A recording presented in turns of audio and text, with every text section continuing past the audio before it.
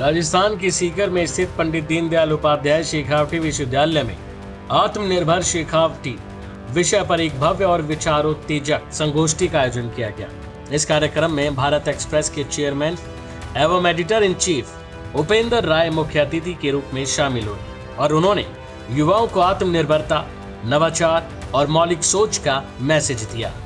कार्यक्रम के दौरान विश्वविद्यालय परिसर में कई महत्वपूर्ण पहलुओं का शुभारंभ भी किया गया। पंडित दीनदयाल उपाध्याय कौशल विकास केंद्र, उद्यमिता केंद्र और प्रतिभा पोषण केंद्र का लोकार्पण किया गया, जो क्षेत्र के युवाओं को प्रशिक्षण, रोजगार और स्टार्टअप के अवसर प्रदान करने में महत्वपूर्ण भूमिका निभाएंगे। इस मौके पर एसबीआई केंद्रीय बोर्ड के निदेशक धर्मेंद्र सिंह शेखावत, शिक्षा संस्कृति उत्थान न्यास के राष्ट्रीय सह संयोजक ओम प्रकाश शर्मा सहित कई गणमान्य अतिथि, उद्योगपति, जनप्रतिनिधि और बुद्धिजीवी मौजूद रहे। बता दें कि संगोष्ठी के दौरान विश्वविद्यालय में एक विशेष प्रदर्शनी भी लगाई गई, जिसमें क्षेत्रीय स्टार्टअप, नवाचार और पारंपरिक हस्तशिल्प की झलक देखने को मिली। इस प्रदर्शनी ने स्थानीय प्रतिभा, उद्यमशीलता और सांस्कृतिक धरोहर को उजागर किया।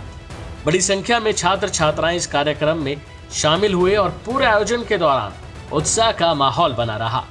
कार्यक्रम का लाइव प्रसारण भी किया गया, जिससे ये संदेश व्यापक स्तर पर लोगों तक पहुंच सका।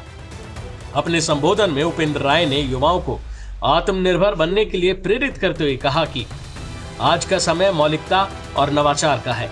उन्होंने कहा कि यदि युवा अपनी सोच को सीमाओं से बाहर निकाले और परंपरागत ढर्रे को तोड़कर आगे बढ़े, तो न केवल वह खुद को बल्कि पूरे समाज को, देश को आगे ले जा सकते हैं। उन्होंने गौतम बुद्ध का उदाहरण देते हुए कहा कि भारत की पहचान दुनिया में उनकी विचारधारा से मजबूत हुई है।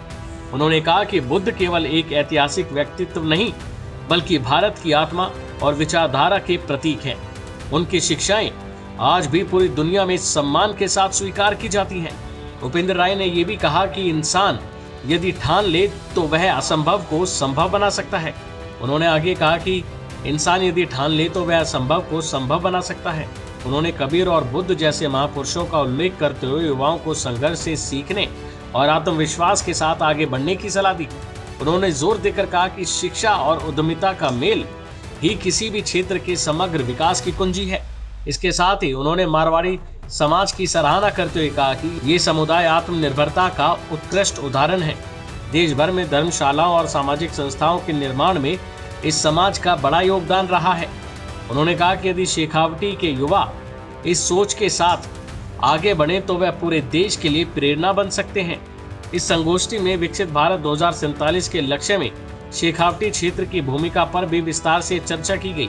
स्टार्टअप, नवाचार, हस्तशिल्प और औद्योगिक विकास के माध्यम से क्षेत्र को आगे बढ़ाने की संभावनाओं को रेखांकित किया गया। विश्वविद्यालय से जुड़े सैकड़ों कॉलेजों और लाखों छात्रों के माध्यम से इस क्षेत्र में शिक्षा और विकास की नई दिशा तय करने पर जोर दिया गया।